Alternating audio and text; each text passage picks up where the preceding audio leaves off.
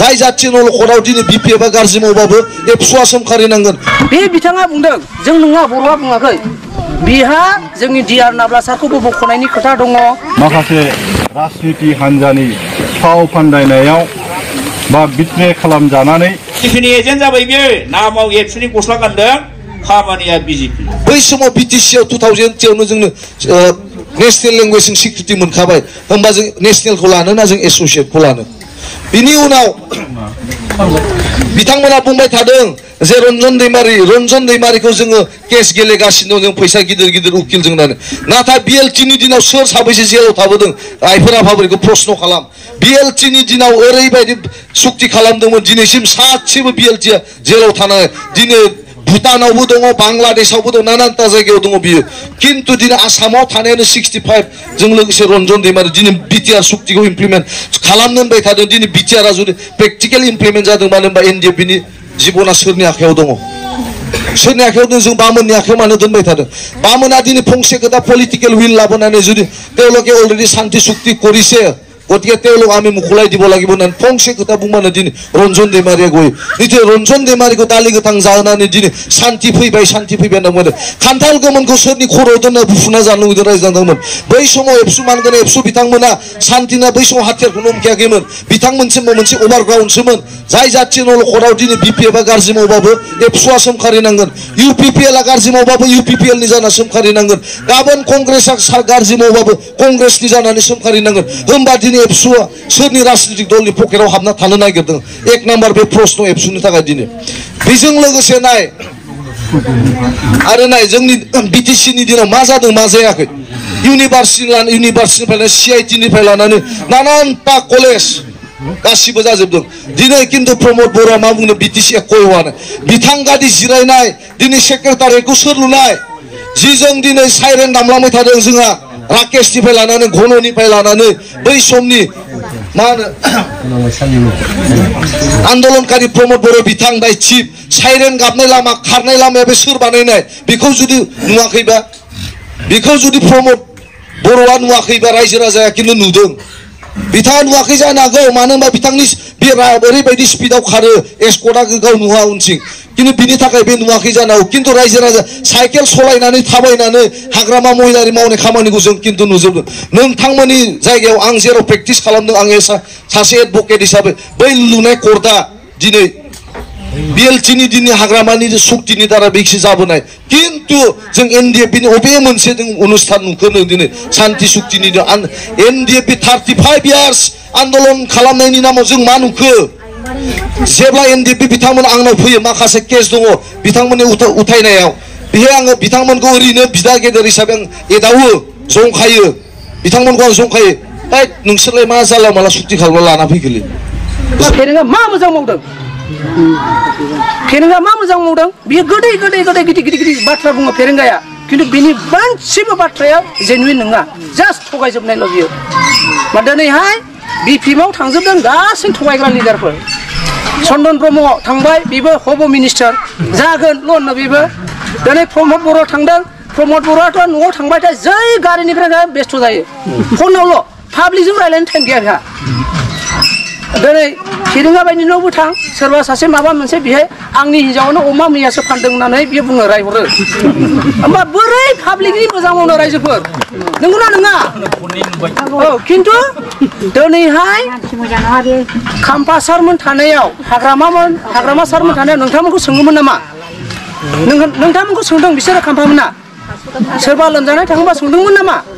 बिथांमोना हेफाजाब हरदों थाइसेबाबो हरो गावनाव गैयाबाबो बेबस्था खालामना हरो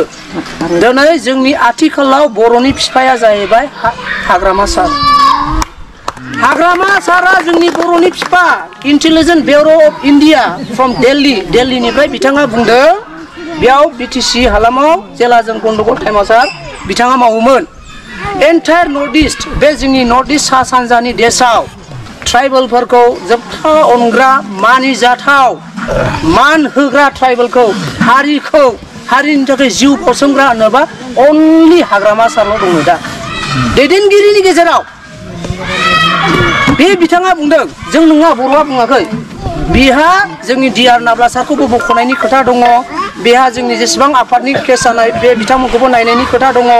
दा बेखायनो जोङो बेखौ प्रेसार होदों जोङो एनडिएफपि फोरनिफ्रायबो एक्चुअली एमओइउ होखानायखा सार होबायना जुदिबा बेखौ बख'नायनि थाखाय फार्स्टआवनो जों डिसकास खालामखानायखा स' बिनि उनावसो जोंहा सानै हयै जों ज' जादों ज' जानानै जोंहा रेसा फेसा जाना सम गैला दा बेखौनो जोङो मावलांनांगौ दं जे सुबुंफोरनि जुनै दिनै जोङो थासारिखौ मोनदों जे सुबुंफोरनि जुनै जोंनि बे हाफ्रा दस्रा जाथिनिफ्राय बायख'जादों बेनिखायनो नोंथांमोनाबो जों खावलायबाय फैगौ इलेक्सन 2024 7 तारिख दा मेयावहाय नोंथांमोना अननानै नांगोलनि सुयाव भट होदो नोंथांमोननि फिसा फिसौनि उन जोलैखौ नोंथांमोना मोजां नायनो लुबैदोंब्ला नांगोलनि सुयाव भट हो जोंनि बिटिसिखौ जोङो लाखिफिननि बेनिफ्राय 2025 आव बिटिसि सरकारा हाग्रामा सारखौ लाबोफिननि बिनि उनाव नेक्स्ट इलेक्शनाव नोंथांमोना इउपिपिएल खालामो दा बिपिएफ खालामो नोंथांमोननि सायाव खिन्थु जोंनि पावार फांसनखौ जोंनि आखायाव लाबोनो थाखाय बिपिएफ खौ लाबोनाया बिराद प्रयजन नंगौना नङा आं बेखौनो खावलायबाय आरो नोंथांमोना आं बेखौनो बुंनानै आं फोजोबनाय जाबाय गोजोन्थों बिनि मावनायाव हयथ' एसे एनै महाबा गोरोन्थि जानो हागौ जों मानसिसोना एसे गोरोन्थि जानाया स्वाभाबिक किन्तु भारत संबिजिरा जि क्षमता जोंनो होदों बे क्षमताखौ हाग्रामा महिलारिया बाहायबोदोंमोन आरो बेबायदिनो सालायबोदोंमोन आरो बिथाङा जेरैहाय 40टा डिपार्टमेन्ट बे बिटिसिआव होनाय जादोंमोन एकदम संविधानिक बेयो संविधाननि जुगिदि संविधानाव आयेन पास खालामनायनि जुगिदि बे सिक्सुलखौ जों मोनदों आरो बाहाय 40टा डिपार्टमेन्ट जोंनो होबोदों बे 40टा डिपार्टमेन्टजों लोगोसे थार्ड ग्रेड फोर्थ ग्रेड साख्रि होनो हानाय क्षमता बे बिटिसिआ मोनदोंमोन आरो माने आं बारा उदाहरन होला बिसेस करि 40टा डिपार्टमेन्ट बे बिटिसिआव होदोंमोन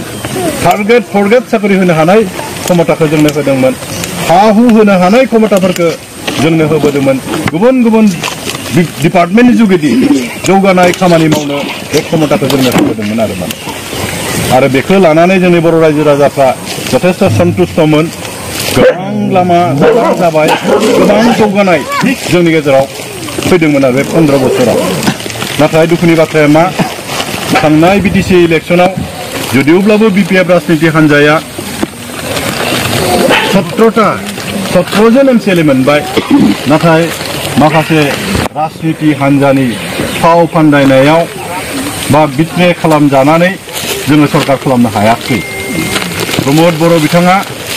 बिजेपिजों लोगो जानानै सरकार खालामबाय बिथां सरकार खालामनायनि उनाव मा जाखो ओरैबायदि बुद्धि खालामनानै प्रमद बर'आ मा खालामखो बे मोनखानाय क्षमता बे क्षमतानिफ्राय मोनफा मोनफा क्षमताखौ जोङो खोमागासिनो दं दायो एक नम्बराव नोंथांमोनखौ आं बुंनोसै 40टा डिपार्टमेन्टनि मादाव 16टा डिपार्टमेन्टखौ बिथाङा मा खालामखो आं इसां डिपार्टमेन्ट सालायनो हायालै बे 16टा डिपार्टमेन्टखौ नोंसोरो लांफिनदो होननानै हरबाय बेसेबां दुखुनांथाव बाथ्रा मोनखानाय पावार मोनखानाय डिपार्टमेन्ट बर' रायजो राजाफ्रासो बेखौनो लुबैदोंमोन ना रायजोनि सल'निजों मोनसे इसां पावारफुल मोनसे काउन्सिल मोनबाय दा प्रमद बर'आ सरकारनि एजेन्ट जानानै हयथ' बिथाङा गावनि गोसोहै हराखैबो जानो हागौ खिन्थु बिथांखौ नारसिनबाय दासो जों मिथिदों बिथाङा लायनो सरकारनि बिजेपिनि एजेन्टसोमोन बर' हारिखौ जेरैहाय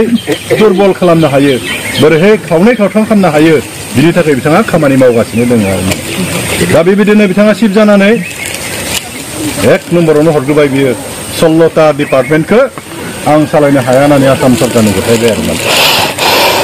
अथ'स' हाग्रामाया 40टा डिपार्टमेन्टखौ सालायबाय थादों दिनै बाहाय एक्सुलि दंबा आं बुंगोन दिपेन बर'आबो बे एखे लामाखौ लाबोदों दिपेन बर'आबो दिनै बिजेपिनि स्टार केम्पेइननि मिटिंआव बिजेपिनि हेलिकप्टाराव बिजेपिनि मन्थ्रिफोरजों गाखोफानानै दाखालि सनितपुरनि खैलाजुलियाव थांनानै बर' रायजो राजाफोरखौ खावलायहैदों रायजोफोर बिटिसिनि मावफुंनायनि बिटिसिनि खाथिराव बर' रायजो राजाया BJPनो भट होनांगौ एबसुआ मोनसे गोथार फरायसा आफाद जों बयबो रायजो राजा एबसुनि सायाव फोथायनाय दं आरो बेयो मोनसे अराजनैतिक नन पलिटिकल अर्गानाइजेशन मोनसे नन पलिटिकलनि अर्गानाइजेशननि सासे प्रेसिडेन्टआ दिनै मानो बे स्टार केम्पेइन BJPनि सनितपुरनि खैलाजुलियाव गुवाहाटीनिफ्राय मानो हेलिकप्टाराव गाखोना थांफाखो मानो बिदि खावलायो सापर्ट होनोबा हो नोंथाङा जोङो जेरै इउटिउबाव बुङो जे BTCनि खाथिराव बर' रायजो राजाया BJPनो भट होनांगौ होनबानो जोबो ना बे गाव BJPनि मिटिङाव थांलायलायनांगौ नामा होमबा बे मा फोरमायो रायजोफोर BJPनि एजेन्ट जाबाय बियो नामाव एबसुनि गस्ला गानदों खामानिया BJP जेरै प्रमद बर'आ बर' नाम लाफ्लानानै बर' रायजोनि क्षमताखौ गासिबो फानदों एकजाक बिसोरो जाथि फानग्रा दालालि सानै नाय कयेकटा बोसोरनि उनाव नोंथांमोनहा नाय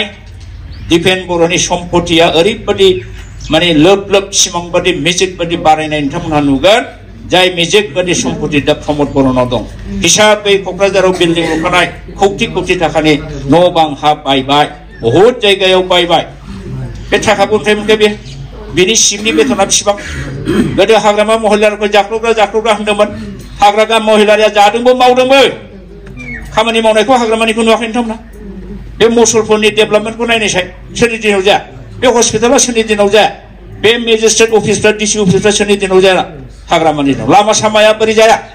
प्रमदा बानायदों नामा मैया दाखालि गतिके दिनै बिथाङा मा गोदान मावदों लामा दोंसे गोदान फाक्का खालामनानै दिन्थिदों बरन्स हाग्रामाया मावदोंबो जादोंबो एसेया जाखायो बयबो हयथ' कयेकटा कन्ट्राक्टरा मावाखै बिनि थाखाय बिथाङा दुनाम जादों सैथो मानिनांगोन दिनै हाग्रामायाबो दा देरहानानै जुदि गाज्रि मावोबा जों बेखौबो बखिगोन प्रमदखौ जेरै बखिदों एखे रोखोमनि जों बखिहैनो हागौ जोंबो हाग्रामानिबो सिथायै मानसि नङा दिनै इलेक्सन टाइमाव जों फैदों मानो BTCखौ रैखा खालामनांगौ BTCनि क्षमताखौ रैखा खालामफिननांगौ आरो बेखौ रैखा खालामनोबा BPFआसो रैखा खालामगोन नंखायनो BPFनि केन्डिडेटफोरखौ देरहा होनांगौ रायजो जिन्दाबाद BPF जिन्दाबाद